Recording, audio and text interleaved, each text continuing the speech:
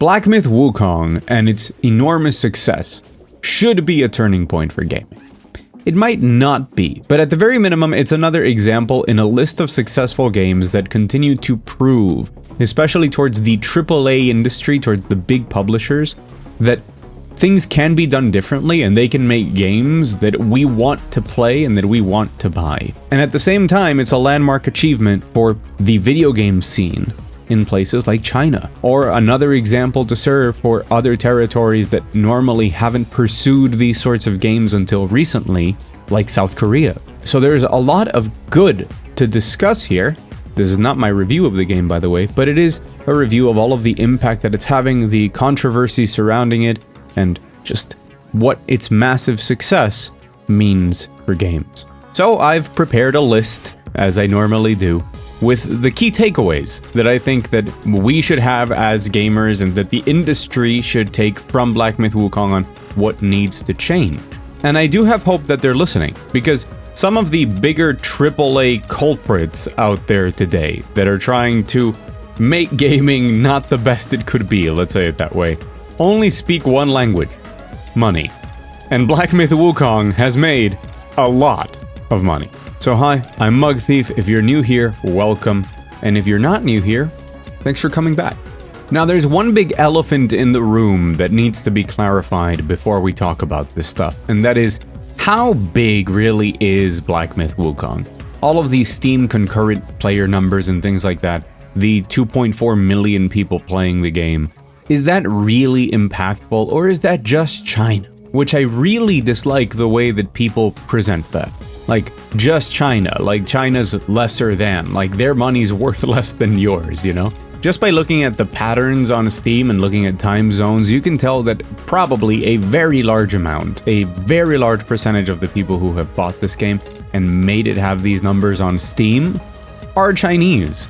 But even if you look at the lowest points of players, even if you look at the general engagement in the West with things regarding Black Myth Wukong, the amount of content being made on YouTube, Twitch streamers, posts on Reddit, Twitter, wherever, by my estimation, I'd say that at least 300,000 of those players are in the West. Which, let me make it very clear, this isn't like Baldur's Gate 3 numbers or something, but that is massive. That is huge for any game, but especially for a game in these particular circumstances. So I don't think that it's just a game made by Chinese people for Chinese people is enough for us to ignore what it does and its larger impact on things. So moving on to point number 1. Gamers are willing to buy games if they're complete games. This one is super important, and there are trends for everything that I'm going to mention here. For example, Baldur's Gate 3, which I mentioned a moment ago. That was one of the first games I covered as a content creator, and I immediately noticed how people resonated with the very basic message of it's all there. You pay money and you get the full game. There's no promises of DLC or season passes or updates down the road.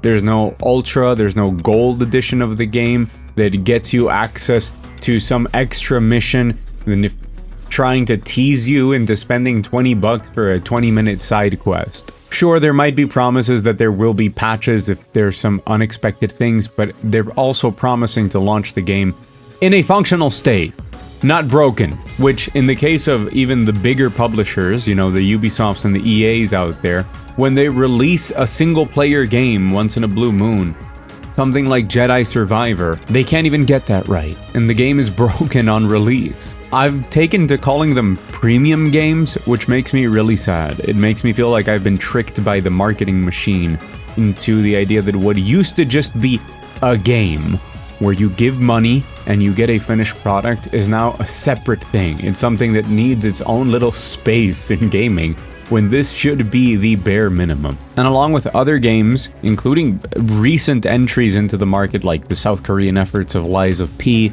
and Stellar Blade, this matters a lot. And you can see how gamers gravitate towards these sorts of games just because they don't have to worry about all the other BS that comes with a lot of games these days. Number 2.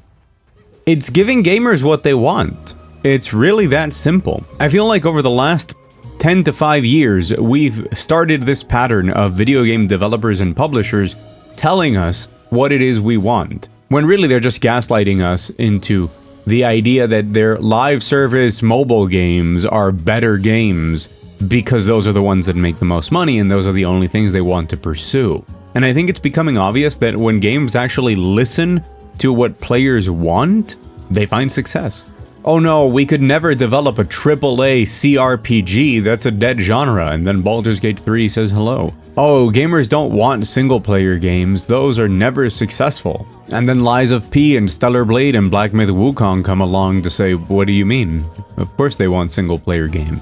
Those are not the only examples. There are other great examples that might be marred by a lack of originality, problems with marketing, platform exclusivity, but they need to stop taking a bunch of outside factors and weird conditions that they themselves created to see their games fail, and then blame us for it and say that we don't want single player games. No, when people make it, we buy it, we enjoy it. It's that simple. When people make it and it's good, it's incredibly successful. Same thing with other concepts like not including microtransactions or those Ultimate Editions I mentioned before.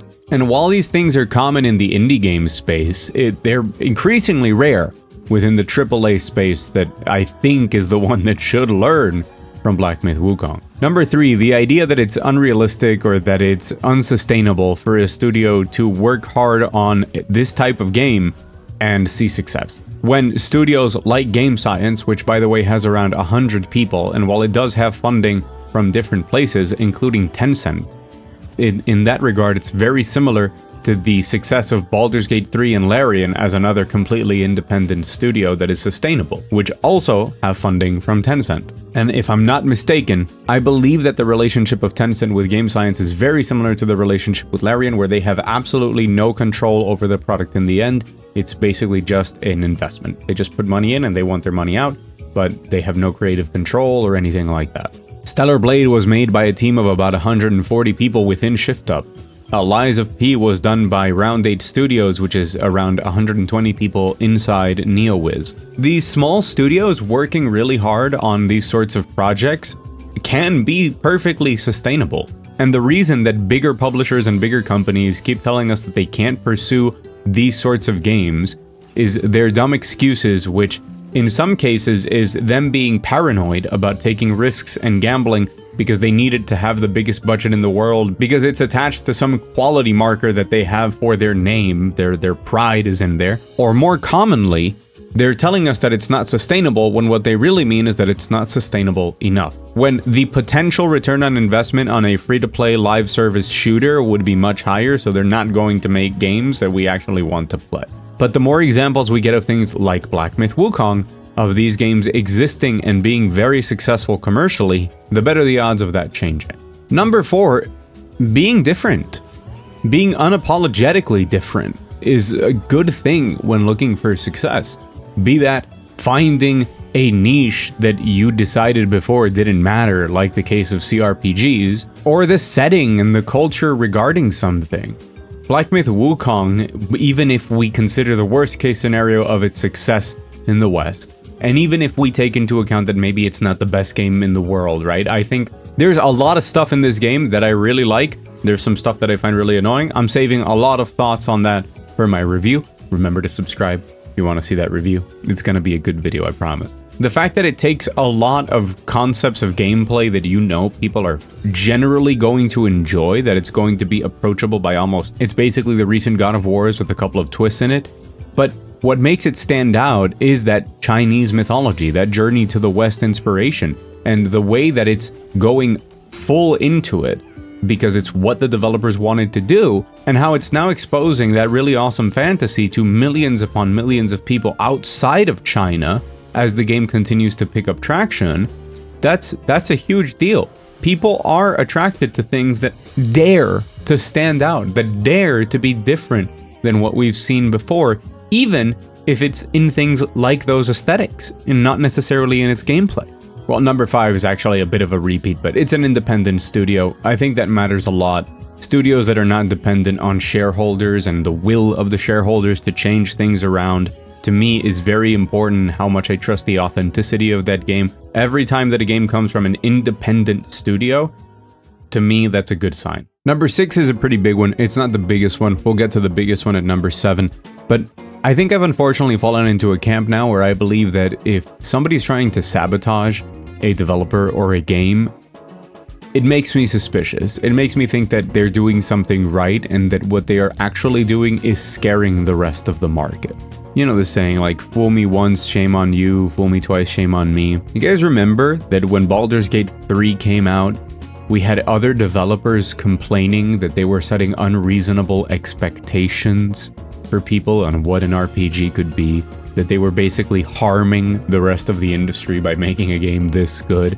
And we collectively, as consumers, looked at that and said, well, in that case, I'm just gonna save my money for the things that are unreasonable. Because if they exist, those are the ones I want, right? And I feel there's a very similar effect going on with how the IGN situation went down. But the way that they put out that article with very serious accusations against game science about the nature of that workplace, and it was based on mistranslations and hearsay. It's basically been kind of proven that Google translated some stuff, removed some context, basically very serious accusations without real evidence. And I do believe in innocent until proven guilty. I think I and most of the gaming community takes those sorts of allegations very seriously. I don't know if you guys remember when it happened with Blizzard and then it was confirmed, the reaction that people had towards Blizzard and the fallout of it. So it's not like we don't care if this is going on. We definitely do care, but we want proof of it. At the end of the day, that felt like a very coordinated takedown. And then you have people that are trying to spin like negative press and negative reviews of the game and putting in their little nuggets that seem to be very publicity based. Things like that Screen Rant review where they put one of the cons as a lack of diversity, which I don't understand why that's so important to put as one of your bullet points in a consumer-oriented review. It's also not a very well-written review when it comes to actually dissecting the game, but whatever. But these, honestly, very amateurish moves towards trying to sabotage this studio reminds me of that stuff with Baldur's Gate 3, but that came from developers. It's just this deja vu of this is a threat. This is a threat to the way that things work today, to how we want things to continue working. It gives too many valid reasons for why things can be different and function in a different way, and we don't like that. So how can we take that down? Not to mention probably a bit of racism, let's be honest. But yeah, I don't like developing these sorts of biases, but I feel like if I see mainstream media outlets or other developers attacking a game, I'm still going to be the same person I am. Until there's evidence, I'm not going to talk about it. As small as this channel is, I do take it a responsibility of mine to not misinform people. I want to be trustworthy to you who's watching. But at least from a personal perspective, I'm much more intrigued the instant that happens about a game. Because if other people in the industry don't want it to succeed, it's probably going to, and it's probably going to matter. And number 7, and this is the big one, globalization is here in a way that I think is great and healthy. Having a bunch of Western players exposed to a very Chinese game for the Chinese market, as the down players want to frame it as, is still really important. And it comes with a long list of different, very interesting consequences. Not all of them are good, but I think that overall we end up winning. On the side of them and their audience, it matters a ton, because having a big AAA single-player game be successful in cultures where traditionally, like 80% of gaming is done on mobile devices, like that's where they play, that's where they grew up playing. They don't have the same culture of consoles and PCs as we have had in the West. Similar story for other parts of Asia that are in Japan, including South Korea. To have this game come out and be a huge success in their territory means that the absurd amount of people that live in places like China, right? Like, think about that. China's like enormous. There's so many people there, so many of them talented, and so many of them that can make great games, and they're seeing the doors open up to making different types of games.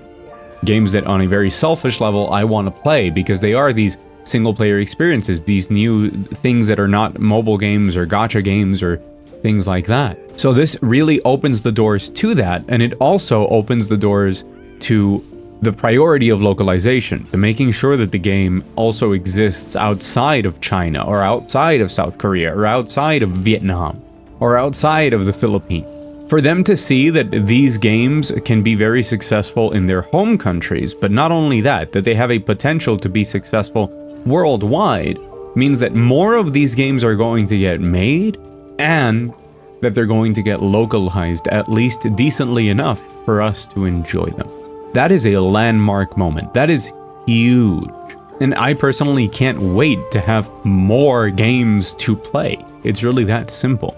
Now, it does have the other effect as well. It really shows Western developers that China is a very important market, and they need to be focusing on their ability to ship games to China and have them properly localized for that. That gets a little bit more iffy, because there's a lot of rules and regulations and guidelines and things in order to enter into the Chinese market, and censorship comes in there. There's a lot of stuff to sort out. I don't like censorship in general. It does mark a change in the industry and how it's going to move forward, and that to me is very exciting, because at the end of the day we get really cool games to play, games like Black Myth Wukong and Stellar Blade and Lies of P, and I just want more of those. It's that simple. So for me, this is a hopeful day in gaming. This is a great success that I think is worth celebrating. I think the game is definitely worth playing as well, by the way. If you want a mini review ahead of, you know, my much more in-depth thoughts, it's probably worth playing. Again, I'll have a lot to say about it, but I feel good. I feel good about this result. I feel good about this direction. I've long said that we can't ignore, you know, so many people that live in Asia, not just as customers, like, well, that's fine, right? But like as people who have, whoever they're, you know, exceptional talent to make great experiences that I want to play, and I want to share with you. So that's the video. I hope you enjoyed it. I've been Mug Thief. Thank you so very much for watching. If you can spare the extra moment, hit the like button. That matters a lot to the YouTube algorithm, which dominates everything that content creators do. And an extra special thanks to my patrons up on the $1 patron wall, who go the extra step in me turning my passion into my job, which is the coolest thing that could ever happen. More info on that in the description below. I've been Mug Thief. Once again, thanks for watching, and I'll see you again very soon.